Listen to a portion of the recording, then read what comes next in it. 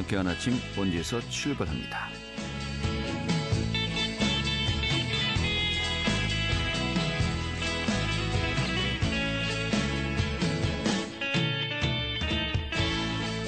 안녕하십니까. 6월 21일 수요일 아침에 인사드리겠습니다.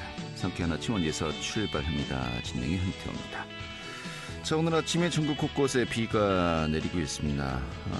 오늘 흐리고 또 비가 내리면서 더위는 주춤하겠는데요. 원주 지역 한낮 기온 25도로 예년 기온 2도가량 밑돌겠고요. 강원 지역에 최고 40mm 정도의 비가 내린 곳도 있겠습니다. 또 내일은 중부 내륙 곳곳에 소나기가 지나가겠고요. 일요일 전후에선 제주도에 올해 첫 번째 장맛비가 내릴 것으로 전망되고 있습니다. 벌써 또 장마 소식을 어느 정도 앞으로도 자주 접해야 될 것 같습니다. 오늘 준비한 소식 살펴보도록 하죠.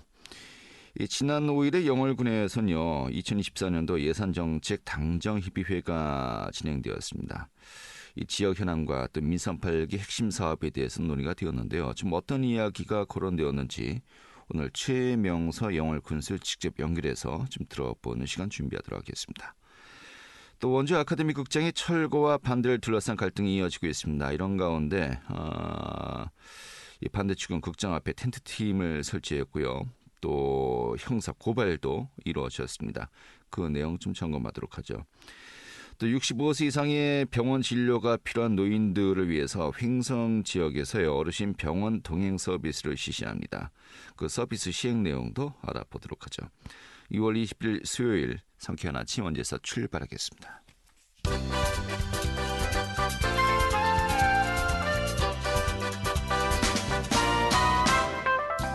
오늘의 뉴스입니다.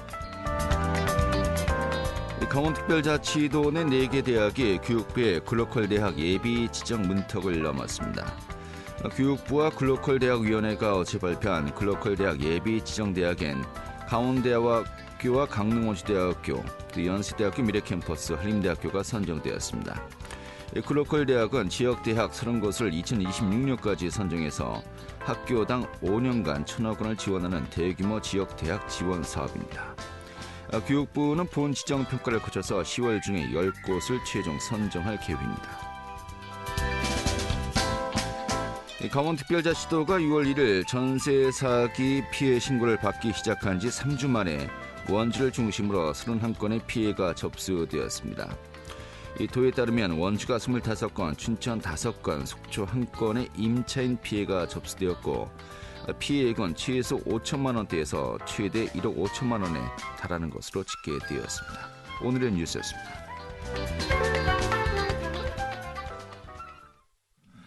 네, 지난 5일이죠. 영월군에선 2024년도 예산정책 당정협의회가 진행되었습니다. 지역 현안과 민선 8기 핵심 사업에 대해서 논의했는데요. 좀 이 논의 내용과 함께 또 핵심 공약 사업 현재 지역에서 어떻게 진척되고 있는지 오늘 최명서 영월군수 연결해서요 이야기 들어보도록 하겠습니다. 군수님. 네, 안녕하세요. 반갑습니다. 네, 반갑습니다. 자, 지난 5일 당정협의회가 이제 개최되었는데 좀 어떤 분들이 참여했던 자리였습니까? 국회의원님, 네. 네, 유상범 국회의원님, 그리고 우리 강원도의회 김길수, 윤길로 도의원님, 또 우리 영월군의회 우리 국민의힘 소속 의원님들, 네. 이렇게 해가지고 이제 집행부자를 비롯해서 우리 집행부 공무원이 참석해서 당정협의, 네. 그 내년도 예산 문제, 지금 진척되고 있는 것들 서로 협의하고 그런 것들이 좀 완벽하게 잘 그 2024 당초 예산에 반영될 수 있도록 해보자. 네. 그런 논의를 한 자리가 있었습니다. 알겠습니다.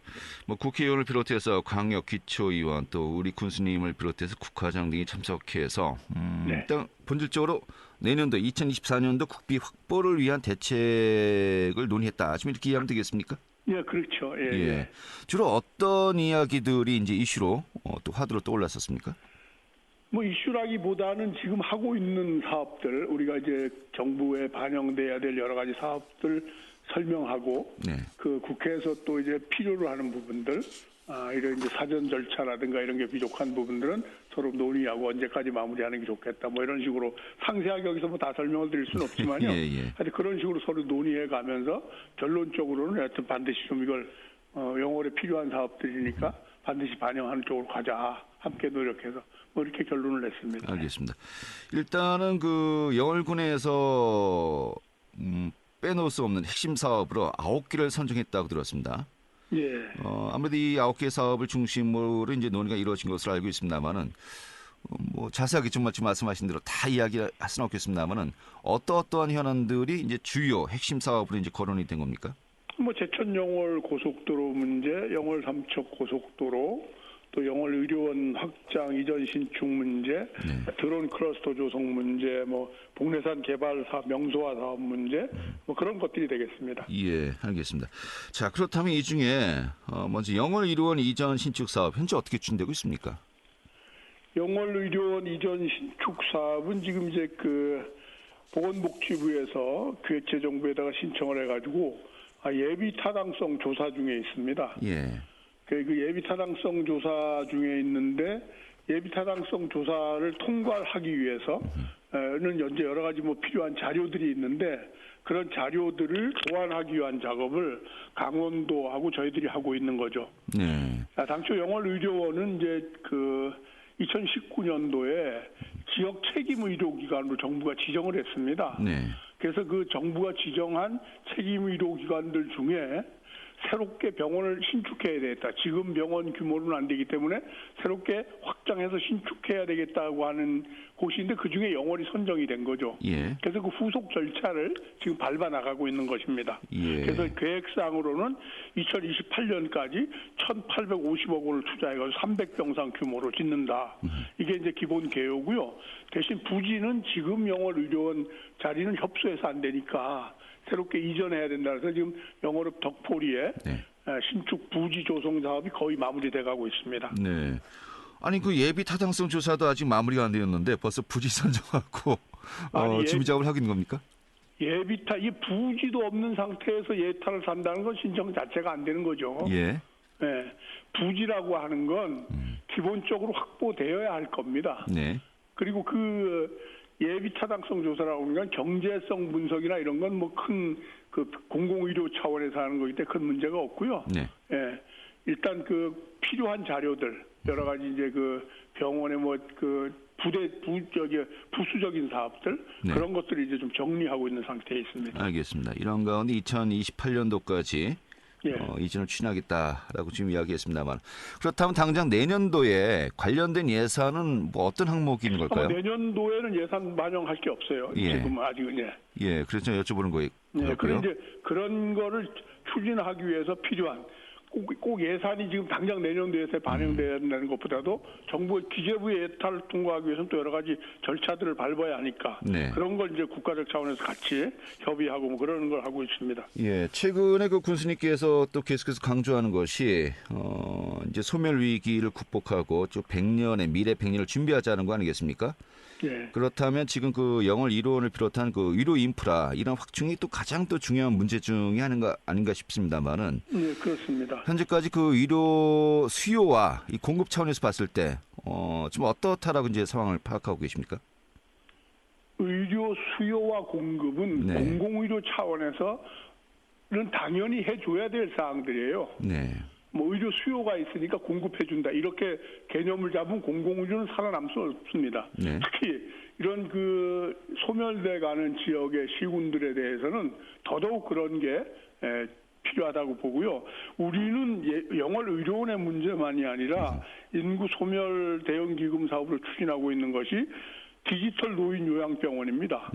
또 하나 그래서 이제 100병상 정도 규모로 강원 남부권의 디지털 노인 요양 공공 노인 요양병원을 지금 이제 그 타당성 조사 거의 마무리돼 가고 있고 그 착수를 위한 이런 준비들을 지금 진행해 가고 있습니다. 알겠습니다. 사실 또 산 넘어 산인 것이 뭐 인프라, 뭐 의료원 건물 자체는 짓을 수가 있겠습니다만은 그 또 전문 의료 인력을 또 확보하는 것이 요즘 그 지역에서 굉장히 큰 화두로 떠오르고 있지 않습니까? 그렇죠. 이런 그 앞으로 또 예상되는 문제 하나하나 꼼꼼하게 미리 또 준비를 해야 될 것 같기도 하고요. 그리고 좀 자연경관을 활용한 이제 관광 정책 역시 빼놓을 수가 없습니다. 현재 복내산 명소화 사업 이게 어떻게 보면 영월읍과 연계되어서 좀 영월읍 전체를 하나의 관광 명소로 만들겠다라고 지금 추진하고 있는 것 같습니다만은 좀 어떻게 좀 방향이 잡히고 또 추진되고 있는 겁니까?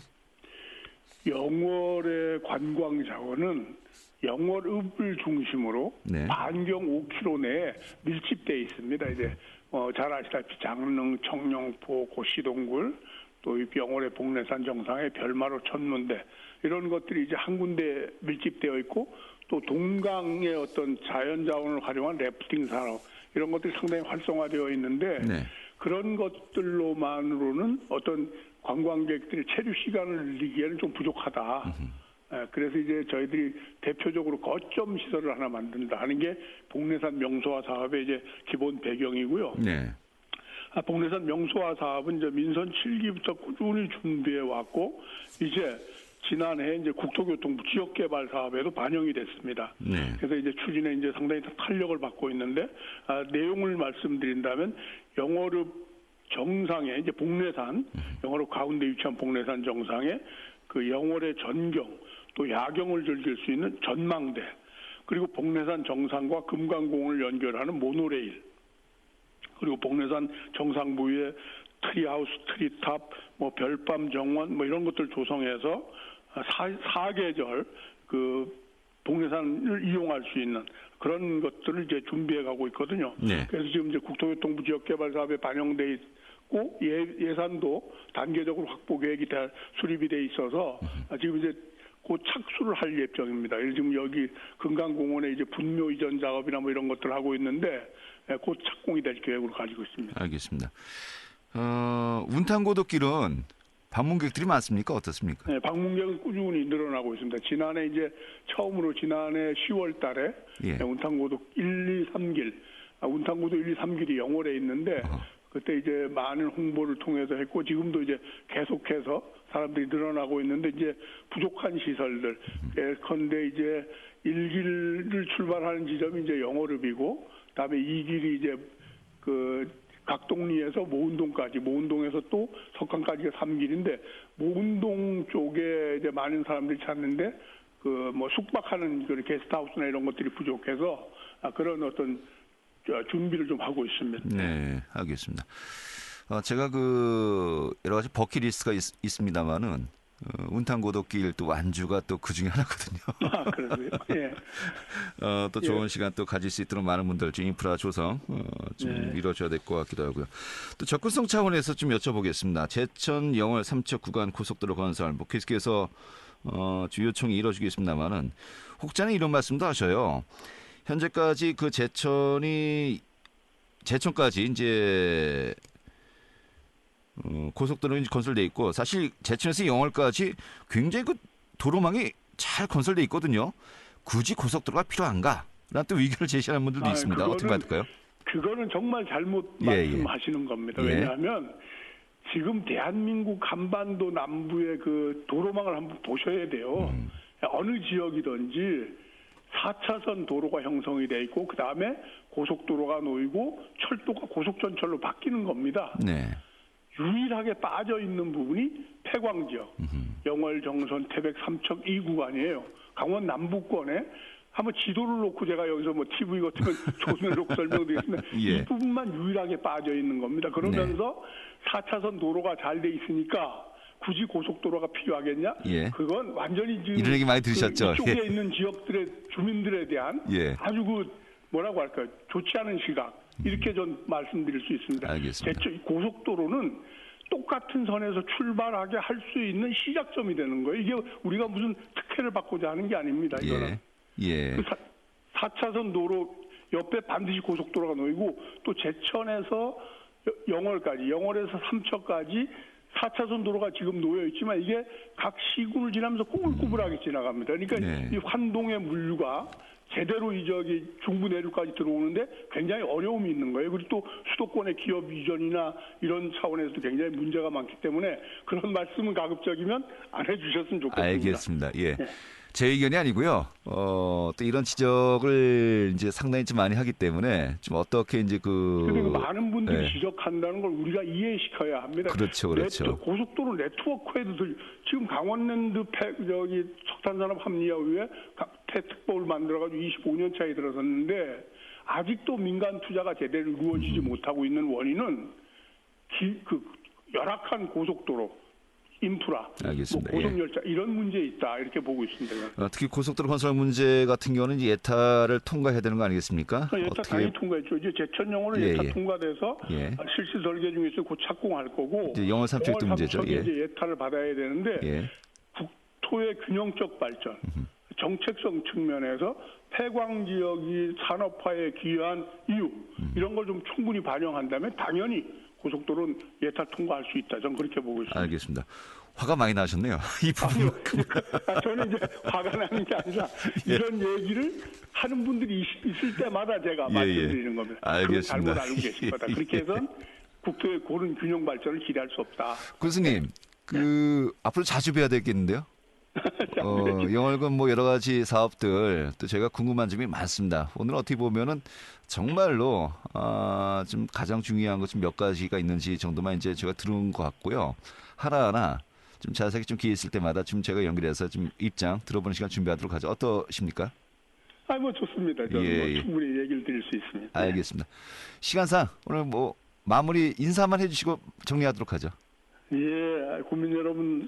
이제 민선 8기 출범한 지도 1년이 다 되어가고 있습니다. 지금 영월군정은 기본적으로 민선 7기에서 준비해왔던 것들이 국가적인 사업들과 연계해서 지금 착실하게 잘 진행돼 가고 있다는 말씀드리고 늘 소통하면서 우리 영월 국민 여러분과 함께 살기조 운영을 만들어가는데 최선을 다하겠다는 말씀드립니다. 네, 알겠습니다. 자주 뵙겠습니다.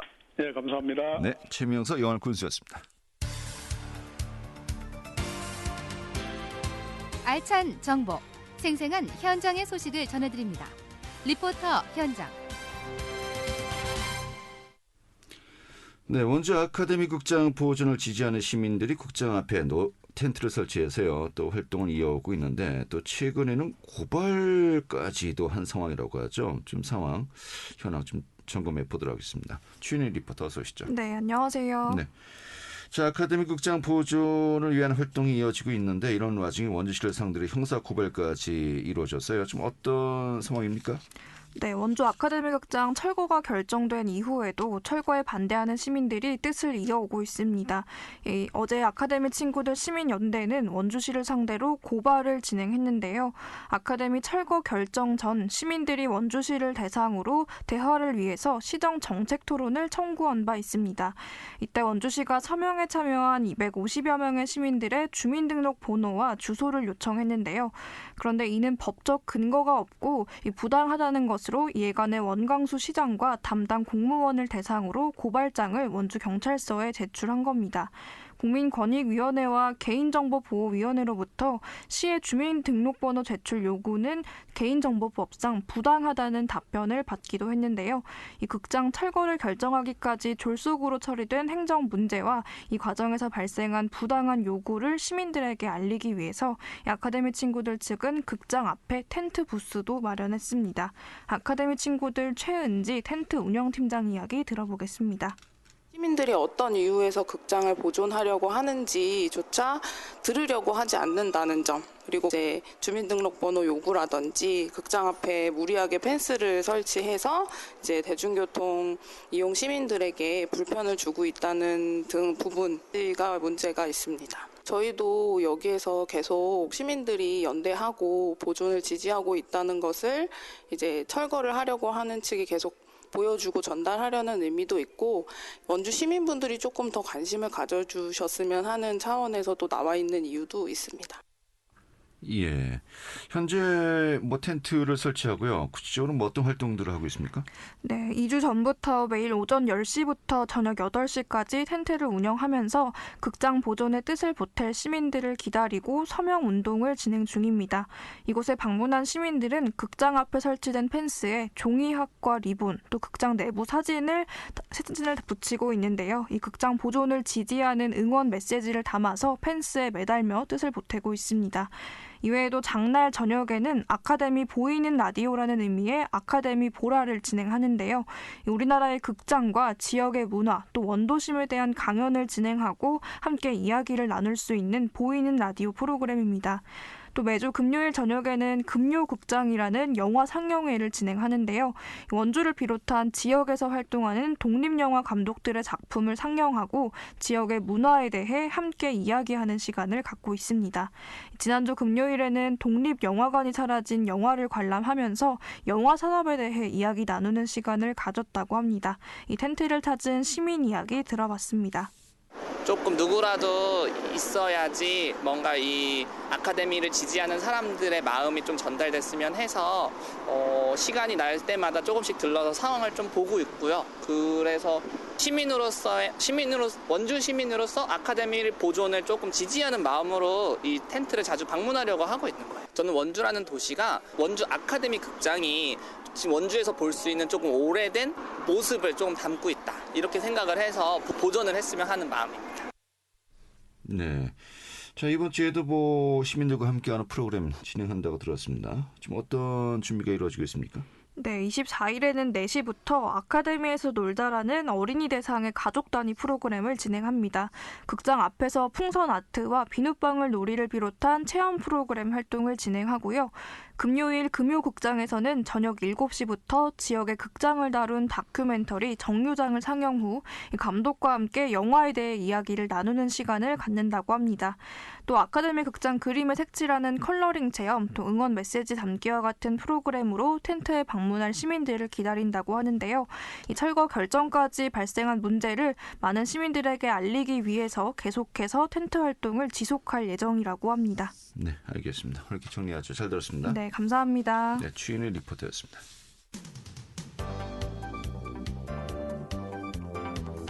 생생한 현장, 유익한 생활 정보를 전해드리겠습니다. KBS 원주 라디오 상쾌한 아침 원주에서 출발합니다를 함께하고 있습니다. 네, 65세 이상의 병원 진료가 필요한 재가 노인들을 위해서 횡성과 춘천 동해 지역에서요 어르신 병원 동행 서비스를 실시한다고 밝혔습니다. 오늘 횡성군에서요 지금 이 동행 서비스 어떻게 실시되고 있는지 오늘 소개해드리도록 하죠.